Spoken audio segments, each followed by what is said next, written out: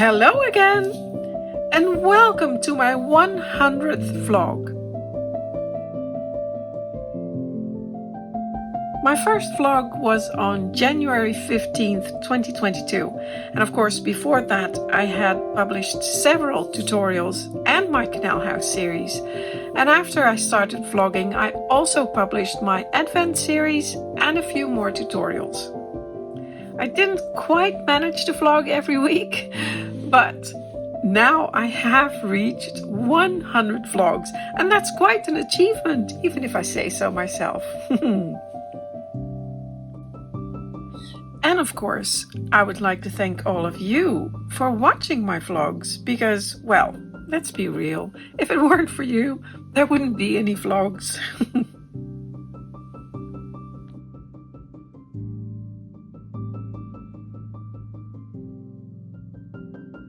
I picked some flowers from the garden for this little anniversary and a cup of tea in a lovely cup this time. So I promised you a little workshop tour, and well, this is my desk, the desk I always sit on to work on my smaller pieces. It's an older desk. I think it's from the 50s. Look, it's one of those metal drawers. Here I keep some of the tools I use a lot. My saws and some sandpapers, and the drawer below it actually has a ton of sandpaper in it. All of it is sandpaper and steel wool. But yeah, so this is my desk. I sit here most of the time when I'm talking to you, when I'm vlogging, and of course when I'm working on small items. I've got a little heater below it. When it gets cold, I just flash that heater on a little bit, which is very, very nice. And my chair, an IKEA chair. I've had this one not too long. I used to have a black one, same one, perfect for my size, and I'm quite tall. And yeah, I like it. So this is where I sit. This is where I do most of my work. I've got this daylight lamp above my desk, which is great. And here, oh, you've seen me. This is the tool carrier I made. I still love it. It's a bit full now with lots of other stuff as well, but that's in use every day. Every day. Of course, the toothpicks for glue application. I go through so many of them. Yeah, look at that. Spring. All these flowers are always in bloom when it's my birthday. So it's my birthday. Today's, well, not today actually. When you see this, it's Saturday. My birthday is Monday actually, but usually, and it's a little bit early this year, even though it's not terribly warm, but it's been very nice, very mild. So apple blossom and lady in the bath, I think they're called in English. Love these. And these, they smell so good. Yeah, so pick those. So here, I think I just showed you this. When was it, last week or something, or two or 3 weeks ago? Pens and pencils, loads of them. All my measuring rulers and stuff like that. Why is there a light bulb here? I have no idea why that is in. And knives and cutting, anything that cuts. Scissors, even though the scissors I use most. Of course, usually there's no flowers on my desk. The scissors I use most are in here. These two I use most. And then, of course, I've got some little snacks for when I get peckish. Some nuts. And some gum, I think, in back there as well. Now here, a couple of drawers that I just added recently. Well, not a few months ago. And there's still lots of them that are empty. Not much in there anyway. And on this side, I have another, these are these IKEA units. I don't know if they still sell them. when I got these, they're different quality than these. I like these much better, but anyway. Paper, like block notes and glasses.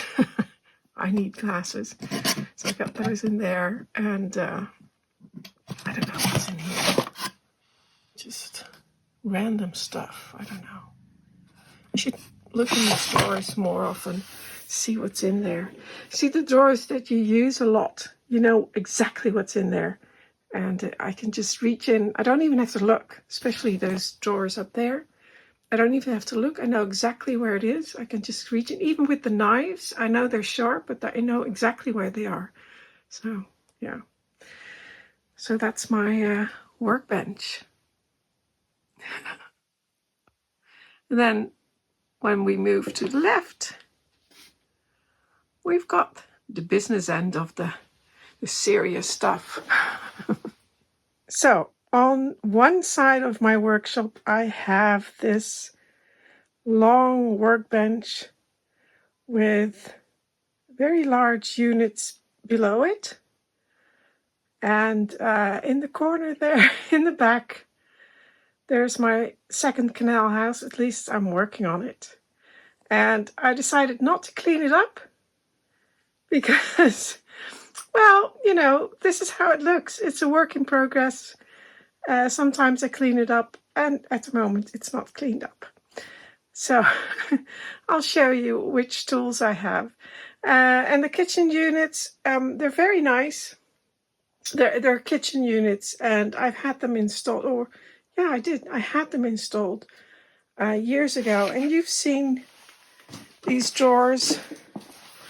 They contain paints, and some of them have wood in them. Here's more wood. Lots of it. And they're very, very deep. They're 80 centimeters deep. I mean, they're really deep. They're great. And they're 120 wide. I mean, look at that. That's really 1 meter and 20 centimeters wide. Yeah. Really great. I should dust that. It's a workshop where I use a lot of wood. And there are 3 drawers. And I've got 4 units. Well, there's more here. There's one more here. And then the floors are oak. And I laid those years ago. I think it was the hottest day of the year when I laid those floors. Gosh. But anyway, so my tools. And this is what I was asked about. So I've got here a bandsaw by Proxon. And don't mind my lights. They're just very, I know it looks silly. They're LED lights, but they were very, very cheap, and they're all connected. And I can turn them on individually. Where is it? Here. Where's the switch? Here. And then the rest will stay on. Or, yeah, which is very, very nice. And they're just clamped on. Maybe I can install them one day for real, but this is just how I have it at the moment. Very professional. But anyway, my tools. Now, I've got this Proxon bandsaw, and I use it very regularly because I cut my own wood. So, let's say here I've got a piece of, what is this? Lime wood. And I order my lime wood just so that it fits underneath this part. And I can cut This slides up, and this will just, this is hard to do, one-handed. Just, oh. Anyway, it fits right in there. That's just, I mean, look at that, the clearance. And then I can cut my basic boards to the size that I need. Usually it's pretty thin. And then I have very long boards. I usually cut lime wood and pear wood and any other woods that I have. This is just here to guide it. I mean, sometimes I use something else, but yeah, I like it. I use it quite a lot. It's a lot of work, and it's very slow, but yeah, so I use that. And then next, once I've cut the boards, then I use my sanding thickness sander, and that's by Model Machines from the US. This is a fantastic little machine. It was very expensive to get it to the Netherlands because it's very, very heavy, but it was so worth it. I really love this machine. Yeah, it's really heavy, and it's not, I haven't mounted it. This one is the band saw is mounted to a board which I can clamp onto my workbench. But this has not been clamped or attached. I rarely do because it's so heavy. Sometimes I just clamp it to my workbench, but it's so heavy that it will stay put, and it works really well. So what happens is you put the wood in here.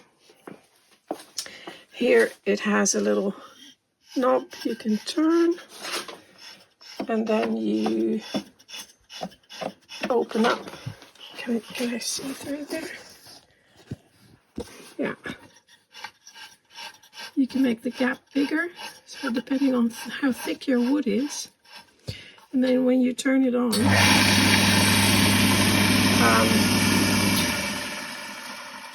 you push your wood through and it sands it. There's a sand. Can you see that? Yeah, there we are. There's a sandpaper, a roll of sandpaper, or drum basically, sandpaper in there, and it sands your wood to the thickness you need. It's very messy. You can imagine. You really need a dust extraction for this, which I do. I have it. I always use it because, you know, it's in my workshop. So it gets very messy in here. But yeah, that's a wonderful machine. I would not want to be without that one. So use it a lot. Like I said, it was very expensive to get it to the Netherlands. Postage and because it's so heavy, and then the import and all the taxes we have to pay here. So together here, I think the shipping and import was the same amount of money as buying it, and that's no fault of Model Machines. That's just how it works here in Europe, and you know, it's a heavy machine, so shipping is expensive, but very much worth buying. I really like that brand. Unfortunately, the maker of these machines, Jim Burns, he passed away a few months ago. But I think the company is working on starting up again. So, yeah, worth it. Beautiful brand and beautiful machines. Then next to that, I have my Proxon table saw, and this is the older model. They have a different one now, which is slightly better, I think. And this is the bigger one. This one has an extendable. Yeah, put it on a board again, so I can clamp it to my workbench. so that that doesn't support anywhere. It doesn't have any support, but it's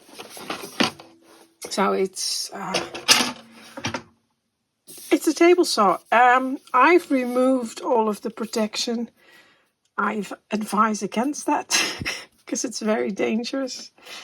But yeah, I keep my thicker blade on here, so when I cut wood, if it's thick, I'm not thicker, but if it's like a coarse cut or a first cut, I'll do it on here, and the finer cuts I do on my other saw. And I have a sliding, what is that called again? I forget. One of these sliding beds, and they are very nice. It's old. I need to make a new one. So the Proxon table saw, it's a good saw. It's strong, and I've had it for many, many years. There's a couple of things I don't like about it, and I think the newer model has, they've changed that. So the fence, which is attached here on the side,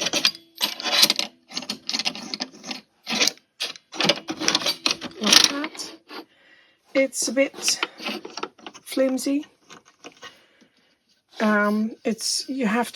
It's hard to get it exactly aligned with the blade. So I think the newer ones have a fence that goes all the way across to the other side. So that would be better, much better. And the other thing I don't like is this. It does have these increments here, and it says how many degrees, but it's not very accurate. You have to use a straight edge every time to make sure that it is aligned. Yeah, and for when you put it at an angle, it's usually not that accurate. So yeah, I don't really like that. But for the principal work, the main work I do, it's fine. So then the next one is another Burns machine. It's the Burns table saw. And I just love this one as well. Again, getting it to the Netherlands was quite expensive. Again, it's a very, very heavy machine, which is great. It's not attached to my workbench. It is doing absolutely perfect work like this. And it's very accurate.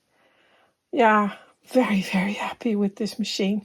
If you live in the US, you're so lucky because you don't have to have all these extra costs.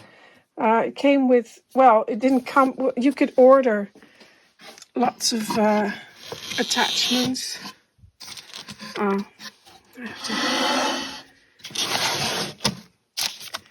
So I have several attachments, which, to be fair, I rarely use, so I don't know if that's worth getting. But yeah, I have them, and when you're doing an investment like that, I think it's worth, especially if you're here in Europe or somewhere else in the world, if you have to get it shipped to your house, you might as well get as many things as you possibly can to go with it, to save on shipping costs later.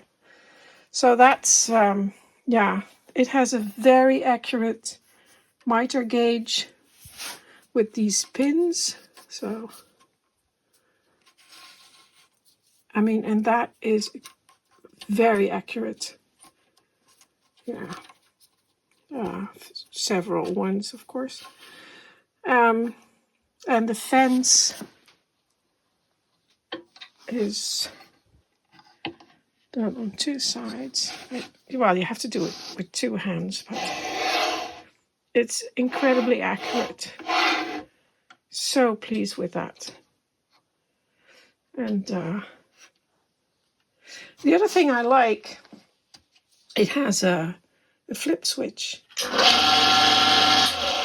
which is a lot easier to work with than this one. I mean, this is nice. I have to take this away. So this is very nice.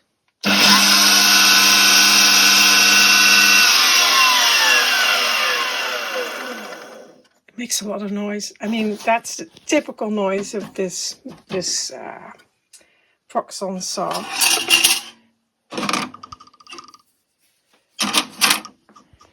And this one is much quieter. Listen to that. So smooth. Yeah, you can tell I'm a fan. I'm a big fan of this machine. So then a friend of mine explained to me, which I didn't know, maybe I didn't read the instructions well enough. Every time you change the height of the saw, you have to lock it in there. So loosen it, change the blade height, and then tighten it again. So in the beginning I thought it was a bit of a hassle, but I'm so used to it now. It's like an automatic thing, and I just left the key in there because I use it a lot. Change the height of the blade with that.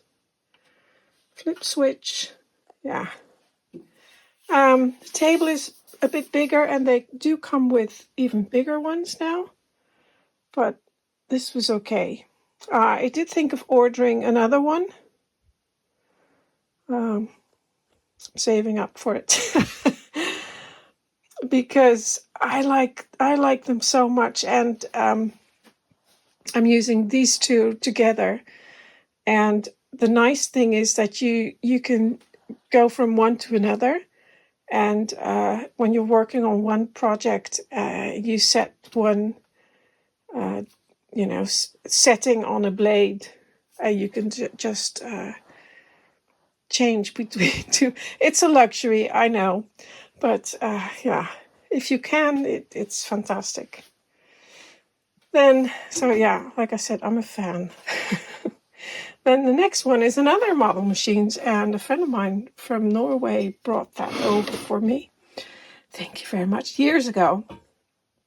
But it's a small disc sander, and it now has a very coarse piece of sandpaper on there, which I normally don't have that on there. I usually have a much finer sandpaper on there. Again, it's not mounted, but it's so heavy. It's fine. I've never had any problems with it, with the fact that it's not mounted. And again, fantastic miter gauge. Very accurate.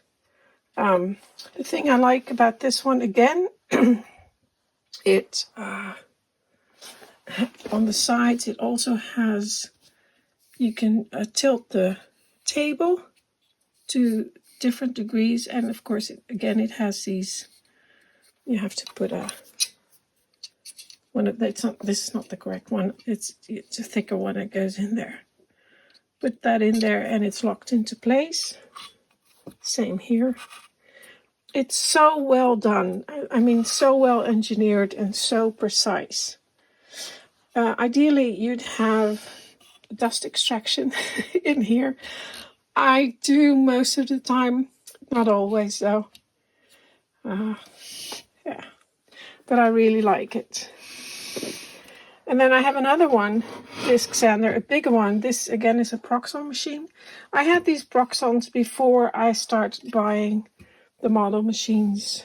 And Proxon, It's a good brand, and I'm happy with it. But like this one, this one really should be mounted onto a board or onto my table, which I've never done. But it's very, look, it just tilts forward very easily. So I should really do that. And you're supposed to do that. And the other thing was there was some, I think, I can't even remember. Yeah, there was supposed to be, I took it off. So because changing the sanding disc was a lot of work when you have the protection on here. And yeah, I didn't think the dust extraction worked very well anyway when this was on. So I took it off. But anyway, I should really mount it onto a board, and because it's just, yeah, I don't know. There was something on here, another cover. I think I took that off.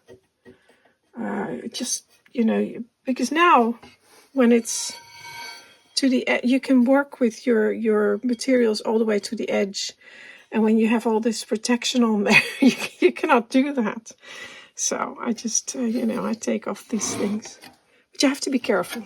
And with sanding discs, I mean, even though you think, oh, it's just a sanding disc, it will take off your nail, or you can hurt yourself badly if you don't pay attention. So you don't have to be scared of these machines, but yeah, they're not as they can be. You can hurt yourself. Again, like the Proxon saw, I'm not too keen on this miter gauge system. You have to measure and take your... this one's broken anyway, because I dropped it. Yeah, these plastic things, just see that? It broke. Not great. I mean, yeah. And like I said, they're not very accurate unless you have some other measuring device that will make sure that it's in the correct position. No, I have to do this again. Doesn't matter. The other thing I don't like about this sanding disc is that the control is in the back. So when you've finished your piece and you want to turn off your disc, you have to go to the back and reach. Now I can almost do this blindfolded because I'm used to it. But still, sometimes I'm just sort of feeling around where is it, which is not great. I mean, this is the...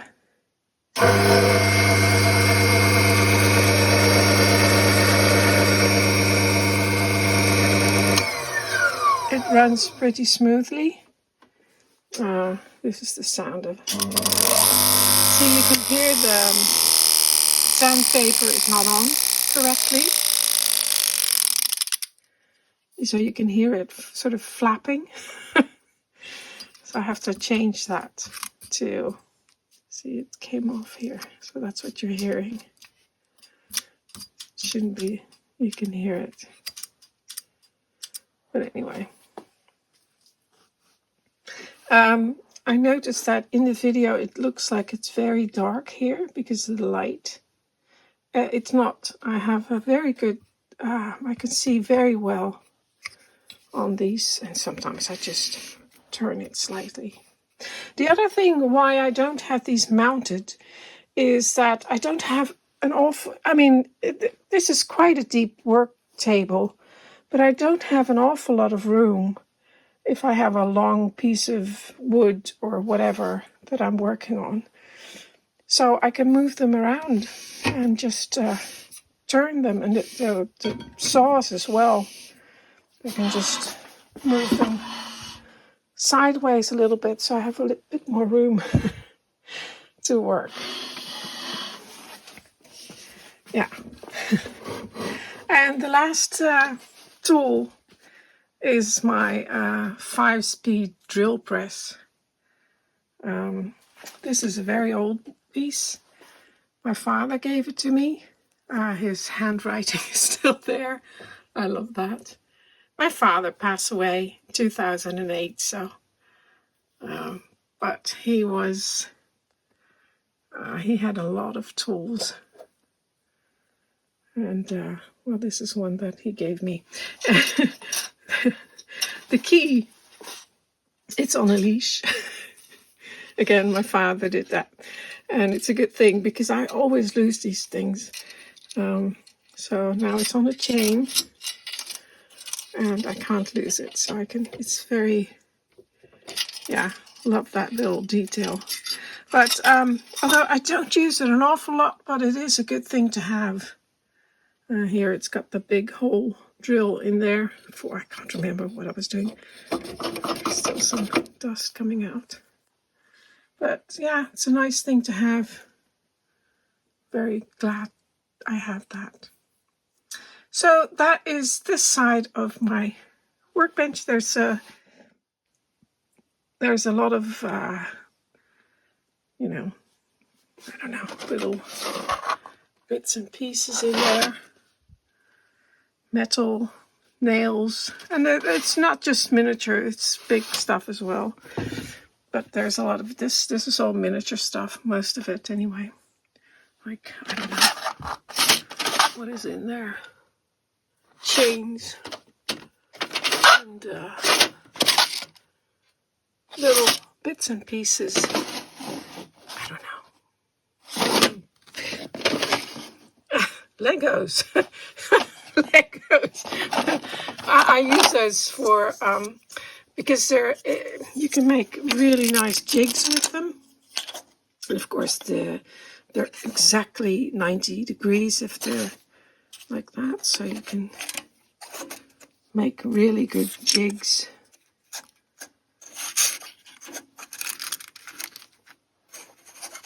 Yeah. But so there's a lot of stuff in there. Which I use regularly.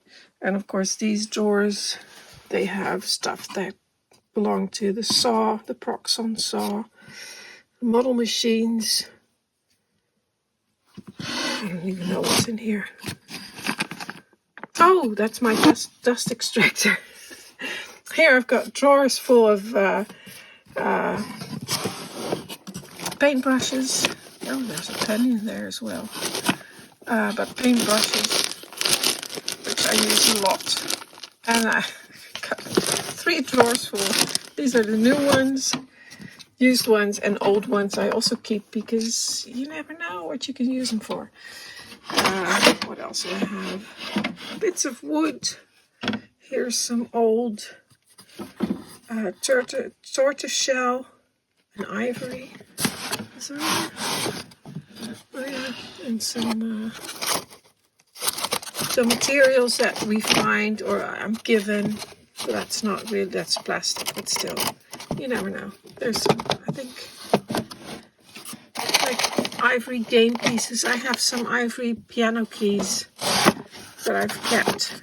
I think it was an old piano my sister had. There's a polishing machine. Yeah, so I've got lots of little drawers with materials in there. So, yeah. And then, of course, you can't see very well, but up here there's all these transparent boxes with materials and some of the miniatures that go into the rooms. You've seen these before. There's a lot of porcelain things and glass and all these little things. So, some wallpaper. Glass, baking supplies, all those things. And here's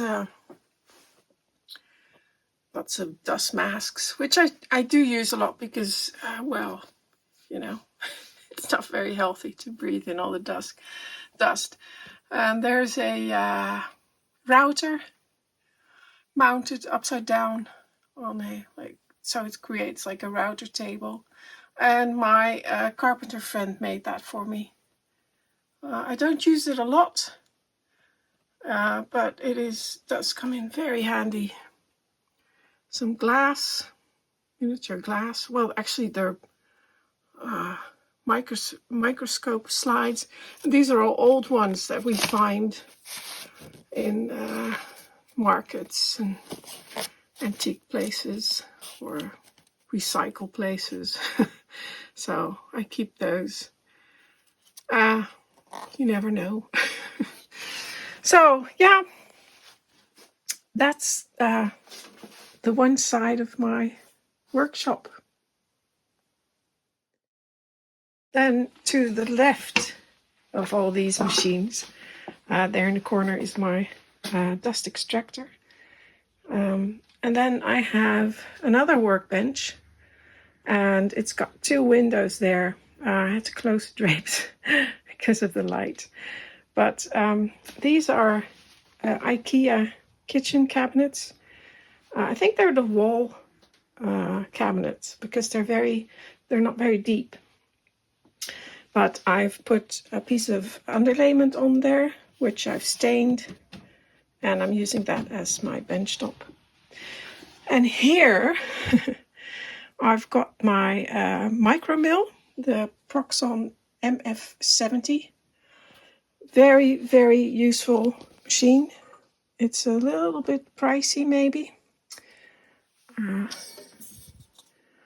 got a little light. I like to, let's see if it's there. Sometimes that helps. Sorry, not in the shot. Sometimes that helps to see what I'm doing much better. But I usually just have it just like that, something like that. And I also have, I made that a little thing because as you can imagine, if you're doing some drilling or milling, I should say, that creates a lot of dust again. So there's not an attachment for dust extraction on here. So I just made this, and I can just stick that through here. There's some rubber. I mean, it works, so why not? And it sits back here, and it just takes away all of the dust from, well, not all of it, but most of it anyway. So it works, you know. So got that. And I made this little table for it with the direction because you need to know which direction your bits spin, so it goes from left to right. It helped. I know now, but in the beginning I had a hard time remembering. Yeah, I think I explained a little bit more in detail. There's a little knob on the top, which it lowers the drill bit. The only thing I don't like about it, it doesn't have one of those quick release spanners. So you have to use two of these on there to get the bit in there, which is if you're working with several different bits and you want to do it quickly, and that is quite a long way down. You don't have to usually do it all the way, but it's a bit annoying, and you need two hands to do it. That's the only thing I don't like. I would like to have a quick release one on there. And this one here turns it from back to front and front to back. And this says to the front, to the back. So this way it goes to the back. And by now I know all these things, but and it has little increments on there. So when you're duplicating or making several of these things, you can look at where they end up. So. And for those of you who don't know what you can do with it, Here I've got a little box with milling bits. A little dusty perhaps, but let's say, let's see, no, they're not in the right, let's say this one. So you can make shapes on bits of wood. Like this one has a rounded top. You can make that round, like a channel in some, or this one pointy. But you can always use like part of it. You don't have to use the entire. You know, you can create shapes by layering on different bits. And I use it a lot. This one's very nice. That one actually is, I think that's that one. That one too. It's like that shape.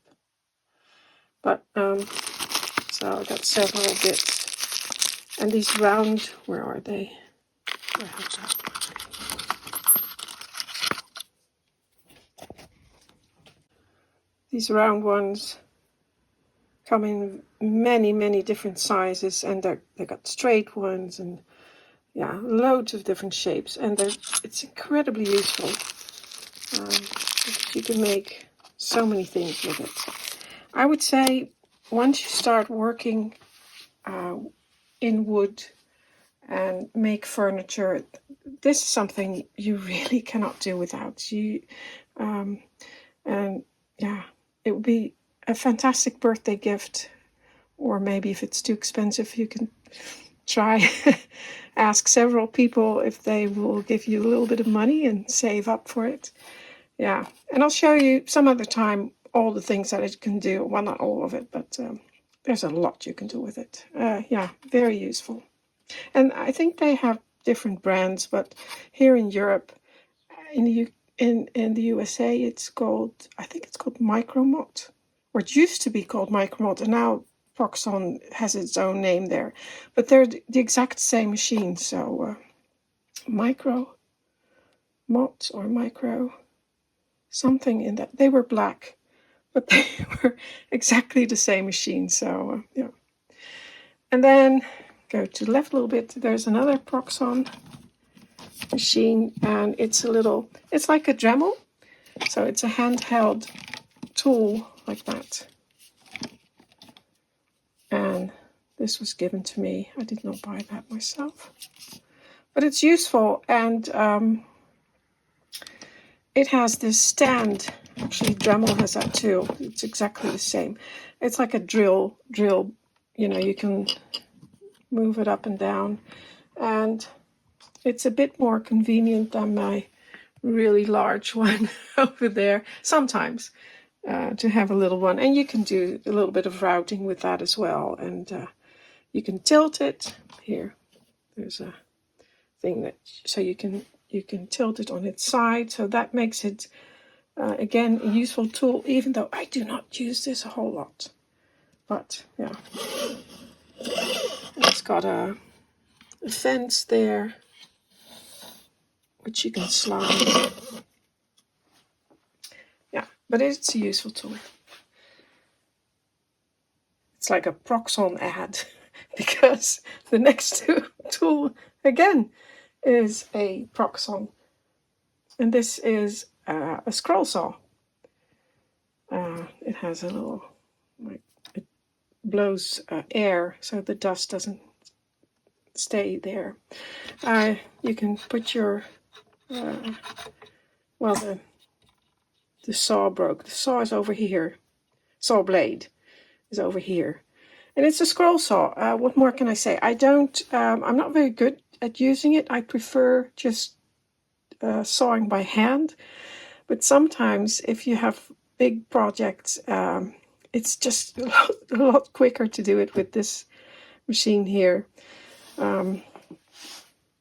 It has some speeds. You know, it's very quiet. I like it. Speeds. And again, it has a little fence. I don't know. I never use that. I don't cut straight pieces on here. I only use it for curved if I have to cut a curved shape. So, and you can make quite large pieces on here because it has a large area in the back, but I don't. And all of these are well, this one isn't, but these I have mounted onto bits of wood because they really need it. Even this one is quite light, so if I use this, I usually clamp it to my work table, to my workbench. I usually leave the sides off. This is where the dust collects. And you're supposed to put your dust collector, your dust extraction in there. I don't think that works very well, but I prefer to have the dust extractor somewhere here so that it sucks up all the dust that comes out from here, which is coming directly into my face. So it's very useful. I don't use it too often, but yeah, when I do need it, it comes in very, very useful. And then the last one, there's a bit of a mess on here. I don't have too many. I have so many machines. I need lots of these extension cords and extension plugs. This is the. I made a foot pedal for. It's my lathe, and I made a foot pedal for it. So this sits on the floor, so you don't have to flip a switch with your hands because usually you're busy with both hands on your lathe. So it's nice to have a foot switch. So this sits on the floor and I can just keep my foot next to it and turn it on and off. It's also like an emergency switch, which is very nice if you can do it with your foot. I keep a brush because you need to brush off regularly. Brush off regularly. You need to brush all the dust off to keep it keep your workplace clean. Also, because I have this this 4-jaw chuck, and this is I think it's steel, and if dust collects on there, dust will attract moisture, and these things tend to, in every bit of metal in your tool kit or in wherever you keep your tools, it will attract dust, and the dust attracts moisture and it will rust, and you can still see little bits, it's a tiny bit. And basically that's rust forming on there. And I do keep it clean, and I put oil on it to prevent moisture buildup. But yeah, it still happens. So anyway, so it's the Micro Lathe 2, the model that I've used. And this is what was used in Castine, and in Miniaturist Journal they use these lathes. And Bill Robertson recommended these to us and helped me and some other people buy the lathe and what we needed and everything like that. And here is a center. This is for centering your workpiece. If it's in here, then this helps to keep it centered. And this was made by Elga Koster's husband. People, lots of people will know Elga. She's a fantastic miniaturist from South Africa, and she's very, very good. And he made that, and he also made one for me. So very, very grateful for that because it's very useful. And then here I've got my duplicator on here. And basically what it is, I bought this from Pam and Pete Borum. Their business is called Smaller Than Life, I believe. Yeah, they're really good as well. I learned a lot from them. And they sell lots of tools and like really interesting tools that you can use as a miniaturist. Unfortunately for me, they're in the US. So again, shipping is really expensive. It adds a lot to the bill every time. But this I thought was worth it. And Pete sent me this whole drawing, so I didn't have to, so I had to put the base piece on myself, and I bought that here, and I made that myself on with his drawings. He sent me a template, and so I could mount that on that. It wasn't easy, but I managed. Of course, the other thing was that our thicknesses of the wood are different than in the USA, so that it would be so helpful if that was just a universal thing, but it's not. So that was a bit of figuring out how to get that right. But basically, a lathe, a duplicator is a stand with a contraption on it, which can slide back and forth, and it has like a rod sticking out here which holds the cutter. So here's a sharp cutter. Ouch. That was sharp. It's supposed to be sharp. And you make, this is something I made for a previous project, you make a template of metal, brass in this case. Here's another one from another project I did. And you cut that out, you mount that in here. It's not as easy as it sounds. I mean, it's not like, oh, you just put a template in and whoop. No, it takes a lot of effort.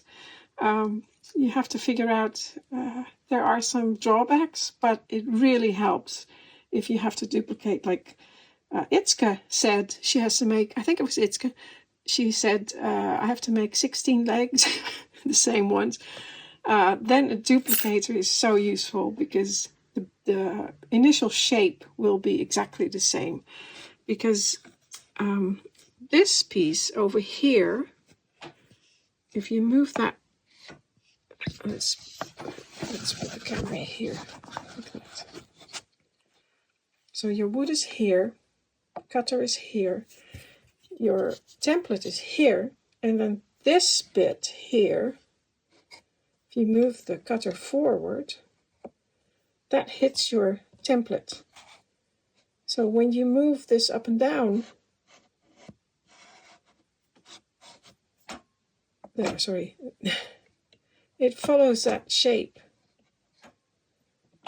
And it can't go any further, so camera's in the way. So basically you get the basic shape, but there are some drawbacks to it. One, this is, it's not very fine, so you can do the fine work you have to do yourself anyway. But basically it's really, really useful.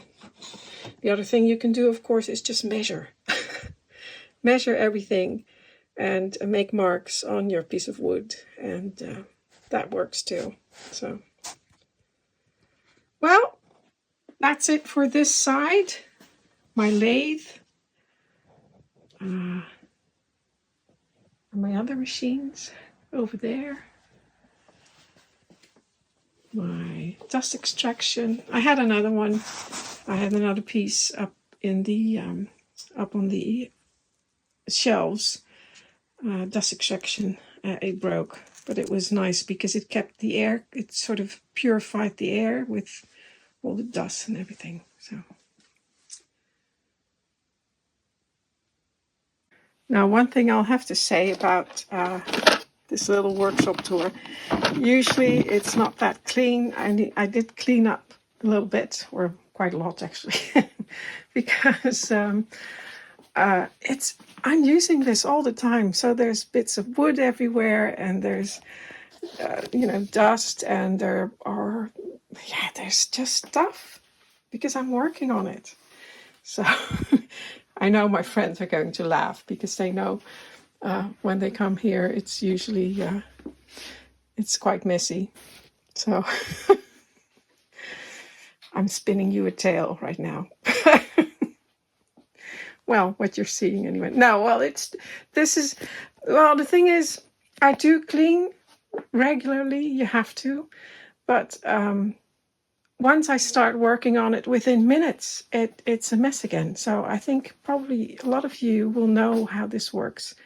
If you're a miniaturist, your desk will be a mess within minutes. Now, one thing I didn't have to clean because I always keep that pretty organized. Oh, here's some of my clamps. It's these boxes up there. I've got these transparent boxes. I showed you that before. But it really helps to keep the place organized, and I know where everything is. So, oh, actually, there's some more tools here. I make silver items, and here's a polishing machine, which I like to use. And there's some more bits and pieces. Oh, and here's the dreaded, yeah, that machine.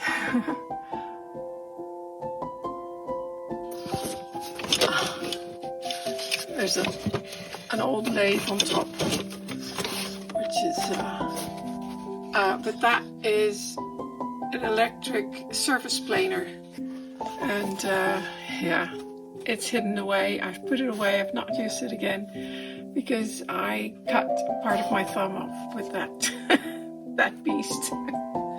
So not using that again. Well, maybe in the future, but yeah, I can make do with other things. Now, there's going to be a little change in the program because I was going to do the shop tour, and after that I was going to do the Q&A. And I did get quite a lot of questions. And this video is already, as you can see, almost an hour long. So if I would do the questions as well, then it would be 2.5 hours. I don't know. It's going to be long, I think. So it's going to be a 2-part video. The questions are going to be in the next video, or the Q&A will be. So that's it for today. Thank you for watching. Until next time.